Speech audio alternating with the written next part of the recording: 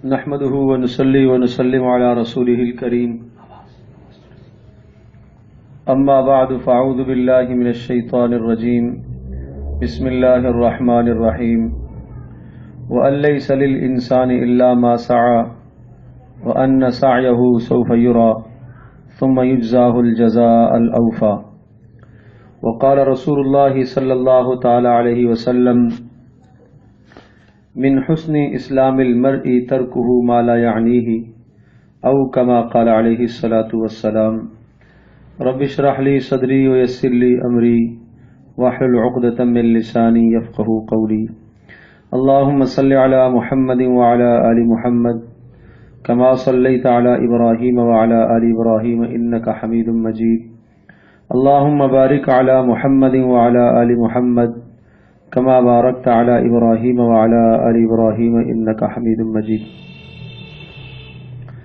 نبی اکرم صلی اللہ تعالی علیہ وسلم نے ہمیں ایک کامل، مکمل، اکمل دین عطا فرمایا ہے۔ اس دین میں زندگی کا ہر طریقہ اور زندگی گزارنے کا ہر سلیقہ بہترین اور احسن انداز میں موجود ہے۔ اس مبارک دین میں خوشی منانے کے طریقے بھی ذکر ہیں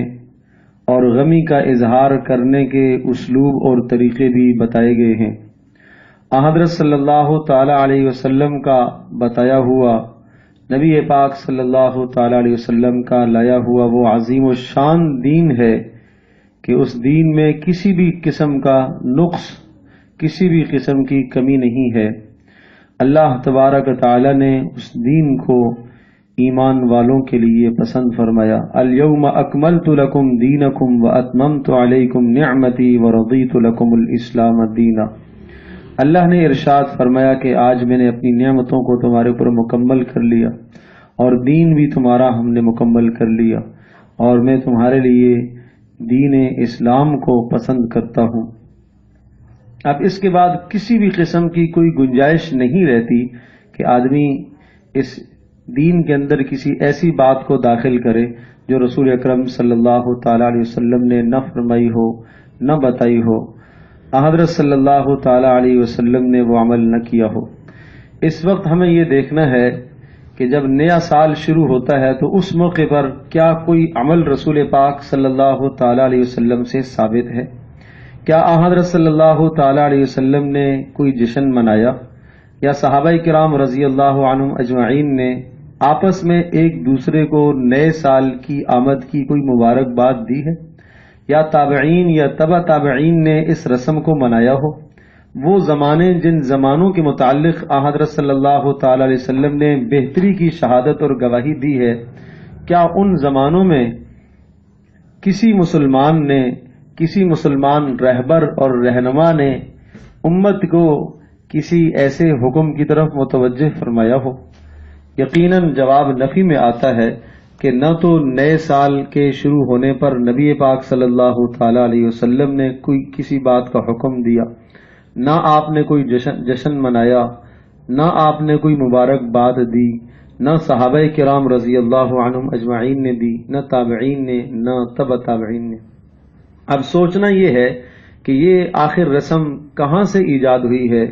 کون سی قوم نئے سال پر جشن مناتی ہے اور کیوں مناتی ہے؟ مسلمانوں کو اس وقت کیا رویہ اختیار کرنا چاہیے؟ تو یہ بات ذہن نشین فرما لیں کہ نئے سال کا جشن یہ عیسائیوں کی ایجاد کی ہوئی رسم ہے۔ قدیم زمانے میں عیسائیوں کے یہاں یہ روایت چلی آ رہی ہے کہ حضرت عیسیٰ علیہ السلام کی پیدائش ان کے نظریے اور عقیدے کے مطابق 25 دسمبر کو ہے، اور 25 دسمبر کو حضرت عیسیٰ علیہ السلام کی پیدائش پر وہ خوشی کا اظہار کرتے ہیں، اور جب وہ خوشی کا اظہار کرتے ہیں تو اس خوشی کو وہ برقرار رکھتے ہوئے اسی کیفیت کو، اسی خوشی کو یا اسی رونق کو وہ سال کے آخر تک، اختتام تک لے جاتے ہیں، اور نئے سال کا جب آغاز ہوتا ہے تو پھر نئے سال کو بھی اسی خوشی کے ساتھ اس کا اظہار کرتے ہیں، اور 21 دسمبر کی رات کو 12 بجے تک انتظار کیا جاتا تھا، اور 12 بجتے ہی ایک دوسرے کو مبارکبادی دینا شروع کر دیتے تھے، اور اسی طرح سے مسلمانوں میں بھی آہستہ آہستہ یہ رسم سرایت کر گئی۔ اصل اس کا آغاز عیسائیوں سے ہوا، اور عرض کیا کہ وہ 25 دسمبر کو حضرت عیسیٰ علیہ السلام کی پیدائش کا دن ان کے نظریے اور عقیدے کے مطابق ہے۔ اس کی خوشی کو آگے بڑھاتے ہوئے یہ دسمبر کی 31ویں تاریخ تک اس کو لے جاتے ہیں، اور رات کے 12 تک پھر انتظار کرتے ہیں، اور جیسے ہی 12 بجتے ہی نئے سال کی گھڑی جب داخل ہوتی ہے تو پھر ایک دوسرے کو مبارکباد دینا شروع کر دیتے ہیں۔ ان کے دیکھا دیکھی مسلمانوں نے بھی اس رسم کو لے لیا۔ اس تفریح کو یا اس تفریح کے مزے کو دوبالا کرنے کے لیے دو چیزوں کا سہارا لیا جاتا ہے، ایک تو شراب کا اور دوسرا عورت کا۔ یقیناً اسلام ان دونوں چیزوں سے ہمیں منع کرتا ہے، ان دونوں قسم کی رسومات سے، کہ شراب نوشی یقیناً جرم ہے، جرم عظیم ہے، اور اسی طرح سے عورت کو نکاح کے سوا استعمال کرنا اور اس سے فائدہ اٹھانا یقیناً اسلام اس سے روکتا ہے۔ آج بہت سارے مسلمان عیسائیوں کی طرح نئے سال کے منتظر رہتے ہیں۔ سوچنا یہ ہے کہ کیا اسلام نے ہمیں کوئی تہوار نہیں دیا؟ کیا اسلام نے ہمیں کوئی خوشی منانے کا طریقہ نہیں بتایا؟ حالانکہ اسلام میں خوشی کے تہوار موجود ہیں۔ عید الفطر ایک تہوار ہے، عید الاضحیٰ ایک تہوار ہے، اور وہ دونوں کے دونوں تہوار خوشی کا اظہار کرنے کے لیے دیے گئے ہیں، اور حقیقت میں وہ دونوں کے دونوں تہوار ایک عبادت کی تکمیل پر ان تہواروں میں خوشی کا اظہار کرنے کا حکم دیا گیا ہے۔ جب مسلمانوں کے پاس بھی ایک تہوار ہے، بقول حضرت عمر رضی اللہ تعالی عنہ کے وہ ارشاد فرمایا کرتے تھے کہ اگر کسی تیسرے تہوار کی گنجائش ہوتی تو جس دن یہ آیت نازل ہوئی تھی الیوم اکملت لکم دینکم واتممت علیکم نعمتی ورضیت لکم الاسلام دینا، کہ اللہ پاک نے آخری آیت جب نازل فرمائی تھی اور اسلام کے مکمل ہونے کا اعلان کر دیا تھا، تو اس دن کو ہم خوشی کا دن منا لیتے، اس دن ہم تہوار مناتے۔ یہودیوں نے یہی کہا تھا کہ اگر یہ دن آج کا ہمیں مل جاتا تو ہم آج خوشی کا تہوار مناتے، لیکن حضرت عمر رضی اللہ تعالی نے ارشاد فرمایا کہ ہمیں ہمارے نبی نے جو عید بتائی ہے، تہوار اور خوشی کا اظہار بحیثیت پوری قوم کے جو خوشی کا اظہار کرنے کا دن بتایا ہے، وہ عید الاضحیٰ اور عید الفطر ہے۔ لیکن بہرحال بڑے افسوس کی بات ہے کہ آج امت مسلمہ بھی اس رسم کے اندر اس قدر مبتلا ہے کہ بہت شدت کے ساتھ اس رسم کو منایا جاتا ہے، حالانکہ مسلمانوں کے نئے سال کا آغاز تو محرم الحرام سے ہوتا ہے اور یہی اسلامی کیلنڈر ہے۔ بہت سارے مسلمانوں کو اس کا اندازہ اور اس کا پتہ بھی نہیں ہے، تاہم حضرت صلی اللہ تعالی علیہ وسلم نے بھی اسلامی نئے سال کے آغاز پر بھی کسی بھی قسم کی خوشی منانے کا اظہار نہیں فرمایا۔ یہ بات اپنی جگہ پر ہے کہ جب ایک نیا سال شروع ہوتا ہے، چاہے وہ شمسی نیا سال ہو یا قمری نیا سال ہو، تو آدمی کو یہ سمجھنا چاہیے کہ اس کی زندگی کا ایک سال اور کم ہو گیا۔ حضرت عبداللہ ابن مسعود رضی اللہ تعالیٰ عنہ ارشاد فرمایا کرتے تھے کہ میں کسی چیز پر اتنا شرمندہ اور نادم نہیں ہوتا کہ جتنا ایسے دن کے گزرنے پر میں شرمندہ اور نادم ہوتا ہوں کہ جس دن کا سورج ڈوب گیا ہو اور میں نے اس دن کو اللہ پاک کی یاد میں استعمال نہ کیا ہو، اور اس دن میں میرے عمل میں کوئی اضافہ نہ ہوا ہو، میں یہ سمجھتا ہوں کہ میری زندگی کا ایک دن اور کم ہو گیا ہے۔ حضرت حسن بصری رحمۃ اللہ علیہ ارشاد فرمایا کرتے تھے کہ اے انسان، تو ایام اور دنوں کا مجموعہ ہے، جب ایک دن گزر گیا تو یوں سمجھ لو کہ اب ایک حصہ تیری زندگی کا اور کم ہو گیا ہے۔ یہ اللہ تبارک تعالیٰ کی طرف سے جو عطا کی ہوئی آپ کو زندگی ہے، وہ بہت مختصر زندگی ہے، اور ہر آنے والی گھڑی اس زندگی کو گھٹا رہی ہے۔ حضرت علی رضی اللہ تعالیٰ عنہ ارشاد فرمایا کرتے تھے کہ یہ دن تمہاری زندگی کے صحیفے ہیں، اچھے اعمال سے ان کو بھر لو، یہ تمہاری زندگی کے صحیفے ہیں، اچھے اعمال سے ان کو بھر لو۔ حضرت صلی اللہ تعالی وسلم کا ارشاد گرامی ہے، من حسن اسلام المرء ترکہ ما لا یعنیہ، کہ آدمی کے اسلام کی سب سے بڑی خوبی یہ ہے کہ وہ فضولیات اور لغویات کو چھوڑ دے۔ تو نیا سال جب شروع ہوتا ہے تو نئے سال کے آغاز پر ایک دوسرے کو مبارکبادی دینا اور خوشی کا اظہار کرنا، اور اسی طرح سے روشنیوں کو جلانا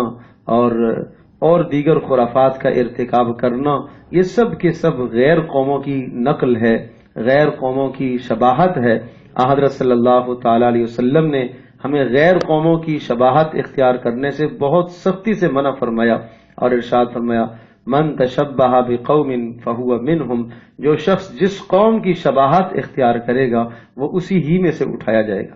جب حضرت صلی اللہ تعالی علیہ وسلم نے کوئی ایسا عمل نہیں بتایا تو ہمیں اس چیز سے اپنے آپ کو بچانا چاہیے۔ ہاں، جب نیا مہینہ شروع ہو تو اس موقع پر حضرت صلی اللہ علیہ وسلم نے ایک دعا بتائی ہے۔ جب نیا چاند دیکھتے تھے رسول پاک صلی اللہ علیہ وسلم تو یہ دعا فرمایا کرتے تھے، اللہم اہلہ علینا بالیمن والایمان والسلامۃ والاسلام والتوفیق لما یحب ویرضی والتوفیق لما تحب وترضی۔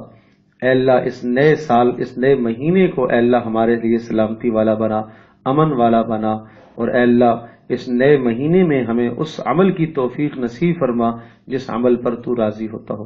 البتہ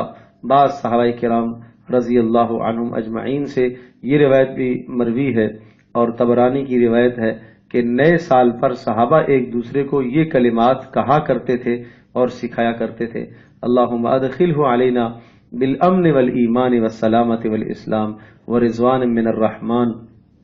کہ اے اللہ اس نئے وقت کو ہمارے لیے سلامتی والا بنا، امن والا بنا، اے اللہ اس کو ہمارے لیے بابرکت بنا۔ تو مسلمانوں کو چاہیے کہ اس بات کا خیال رکھیں کہ جو چیز رسول پاک صلی اللہ علیہ وسلم یا صحابہ کرام رضی اللہ عنہم اجمعین سے جس موقع کی ثابت ہے اس کو اختیار کریں۔ تو جب نیا سال شروع ہو تو ہم دو باتوں کا خیال رکھیں، ماضی کا احتساب اور آئندہ کے لیے لاہ عمل۔ ماضی کا احتساب کہ جو زندگی ہماری گزر گئی ہے، گزشتہ سال کو ہم نے کتنا گناہوں میں گزارا ہے، ناجائز کاموں میں گزارا ہے، اللہ کے حقوق ہم نے ضائع کیے ہیں، بندوں کے حقوق ہم نے ضائع کیے ہیں۔ ہم اپنی زندگی کا محاسبہ کر کے جہاں جہاں ہم نے غلطیاں کی ہیں ہم اس پر توبہ کریں، شرمندہ ہوں، نادم ہوں اور اپنا حساب کریں۔ حضرت صلی اللہ علیہ وسلم کا ارشاد ہے، حاسبوا انفسکم قبل ان تحاسبوا، تم اپنا محاسبہ خود کر لو اس وقت سے پہلے کہ جب تمہارا حساب اللہ پاک فرمائے گا، جب تمہارا حساب کیا جائے گا اس سے پہلے تم اپنا محاسبہ کر لو۔ تو نئے سال کے آغاز پر یہ کر لینا چاہیے کم از کم کہ گزشتہ سال ہم نے جو گناہوں کا گزارا، نافرمانیوں کا گزارا، ہم اس نافرمانی سے، اس گناہ سے، اس بری زندگی سے ہم توبہ کرتے ہیں، اور آئندہ کے لیے ہم لاہ عمل ہم یہ طے کرتے ہیں کہ ہم اب اللہ تبارک تعالیٰ کی نافرمانی سے اپنے آپ کو بچائیں گے اور دین کے مطابق ہم زندگی گزارنے کی کوشش کریں گے۔ حضرت صلی اللہ علیہ وسلم کا وہ ارشاد مد نظر رہنا چاہیے، اغتنم خمسا قبل خمس، پانچ چیزوں سے پہلے غنیمت جانو، شبابک قبل حرمک، آپ نے ارشاد فرمایا اپنی جوانی کو بڑھاپے سے پہلے غنیمت سمجھو، وصحتک قبل سقمک، اور اپنی صحت کو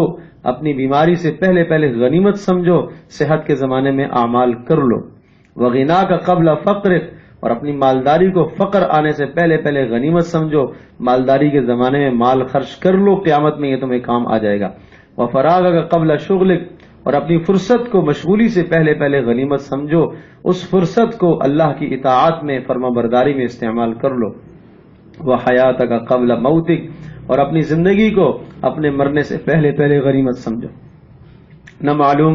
اس زندگی کی شام کب ہو جائے، کس وقت ہو جائے، تو انسان کی زندگی کی کامیابی اور ناکامی کا دار و مدار تو اعمال پر ہے۔ اللہ پاک کا ارشاد ہے، وَأَن لَّيْسَ لِلْإِنسَانِ إِلَّا مَا سَعَىٰ وَأَنَّ سَعْيَهُ سَوْفَ يُرَىٰ ثُمَّ يُجْزَاهُ الْجَزَاءَ الْأَوْفَىٰ، انسان جو اس دنیا میں محنت کرتا ہے اس محنت کا بدلہ ضرور پائے گا، اور اس کی محنت اور کوشش کی اللہ پاک کے یہاں قدر کی جائے گی اور اس کو پورا کا پورا بدلہ دیا جائے گا۔